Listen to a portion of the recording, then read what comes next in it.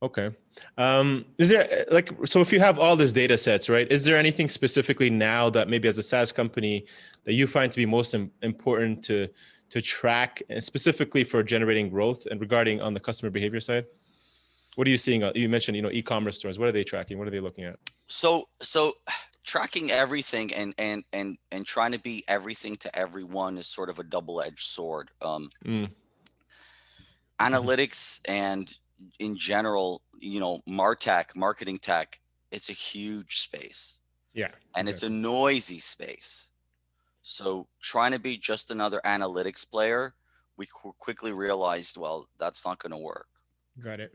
Um, so you have, of course, Google Analytics, and you have uh, enterprise versions of GA. You have the Adobes of the world. You have IBMs. You have all the incumbents. So to stand out, we really focused on um, marketing data. So we started pulling down um, AdWords performance data, Facebook ads performance data, and mashing it with our data. So now we're taking what you're spending on ads, right? Hmm. Mashing that into the customer journey Hmm. and building an attribution solution. So Hmm. now you're not, the model for understanding if an ad is working or not working has been like, okay, well, what's the conversion rate? Hmm. Okay. How many people clicked on this ad and bought? But it doesn't work like that anymore. It worked like that 10 years ago when you Googled something and then bought it. But now the way people shop online is completely different. They go on Facebook, they'll click an ad, then they'll watch a video on YouTube, then maybe they'll subscribe to a newsletter, and then Hmm. they'll get an email, and then maybe you'll retarget them, and then they'll buy. So Exactly. what, all that journey, and you're still giving credit to that retargeting ad that converted them, right? You have to measure your entire funnel. Right. Um, and that's where we started tackling this attribution problem, Mm. because people were still doing it in a very archaic manner. They were using last click, they were using first and last click. They were Right. saying, okay, well, what if there's 10 clicks? Let's just divide it by 10. And those heuristic models are completely arbitrary. They don't make sense. Right. So how do you kind of track that, and how do you give that marketing attribution correctly? So you have 10 different, I think, what's the average now? I think it's like 7 or 9 kind of times you have to hit somebody with some kind of Exactly. It's marketing something between like context. 6 and 11 6 and 11. marketing touches, around a dozen, let's say, Hmm. on the high end, that before someone converts. So I mean, you basically have to be everywhere and then keep hitting them on different angles. And then where do you suggest giving that attribution? Where is the right place to do it? So there's only one right way to do it. And actually, the problem was solved back in the 60s by Lloyd Shapley, Mm. who won a Nobel Prize in mathematics for the Shapley value formula. And this is part of collaborative game theory. Mm. So which is a branch of mathematics. So collaborative game theory is all about how players play in a coalition, right? So if Hmm. you think about hockey, right, you have the guy that scores, but the guy that gets the assist also deserves some credit. So Hmm.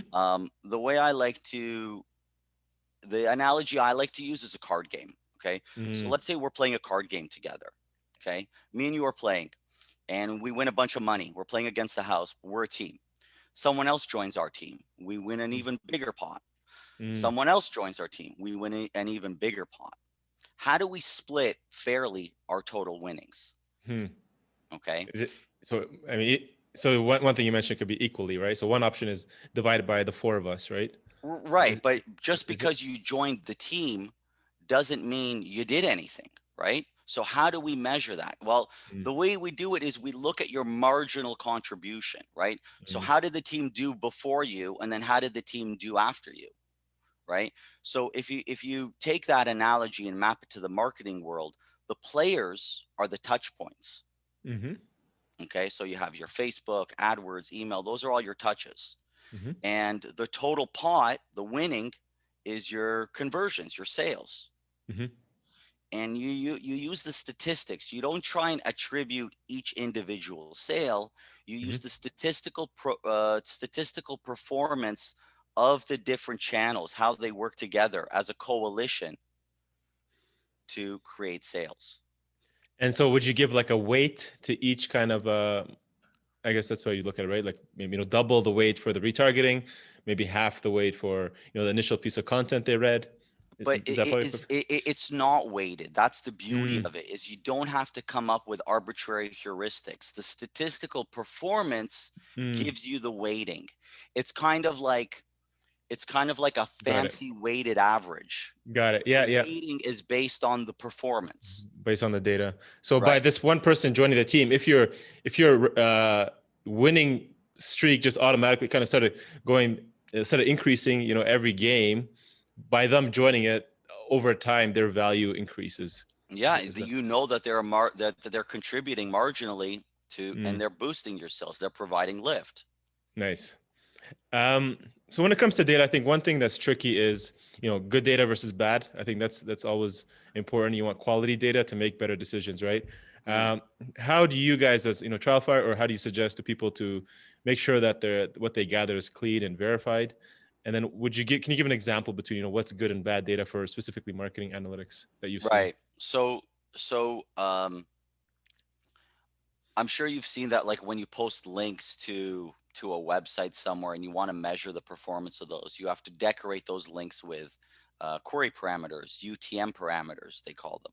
Yeah. That's sort of the de facto standard, is these UTM parameters. It came from the GA world, and Hmm. kind of almost every marketing platform uses them today. Hmm. Um, and it's just a way of putting some metadata on those links. And it's just a matter of being regimented about building a scheme for maintaining those parameters, and sort of the taxonomy of what they mean. If you have links coming in everywhere, and Mm. a link doesn't have those parameters on it, then it just looks like direct traffic, essentially. Hmm. Hmm. So that's the first step. That was a bit of a learning experience for us, that so many companies don't have their shit together in terms of like maintaining that. Right, you need to have um sort of a clean framework of how you're gonna, like, your taxonomy for your marketing needs to be clearly defined ahead of time. Mm.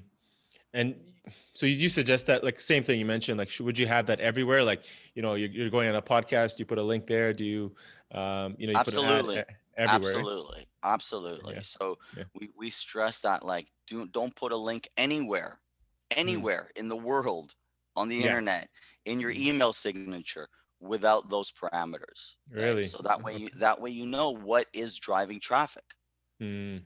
And that's the Makes start point. If you don't know where the traffic's coming from, then you have no visibility. That's right. You can't give proper attribution.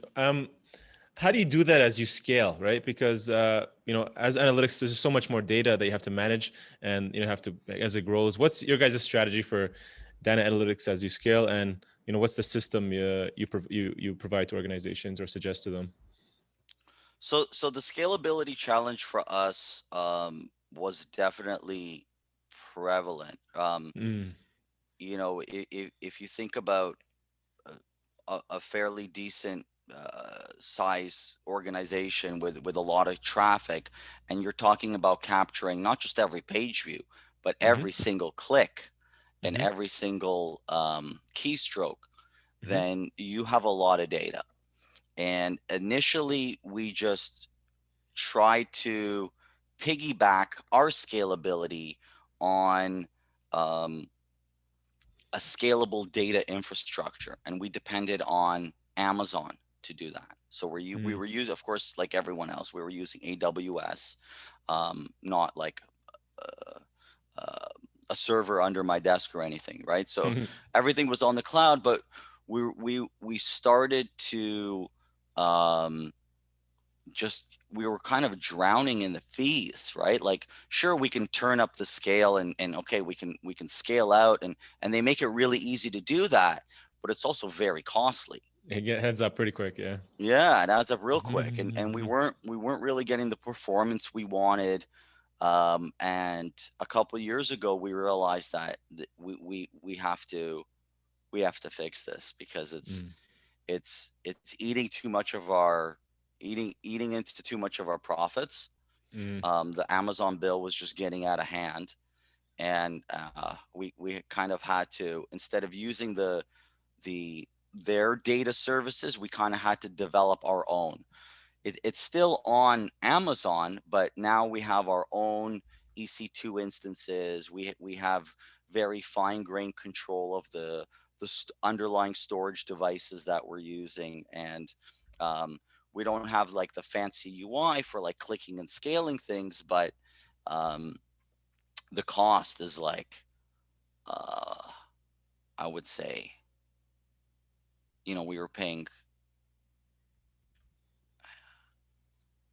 it's at least a tenth of what we were paying wow. before. Wow. Yeah, So 90% yeah, improvement. yeah, yeah, Huge. yeah, yeah. Okay. That's yeah, much worth transition there. Hmm.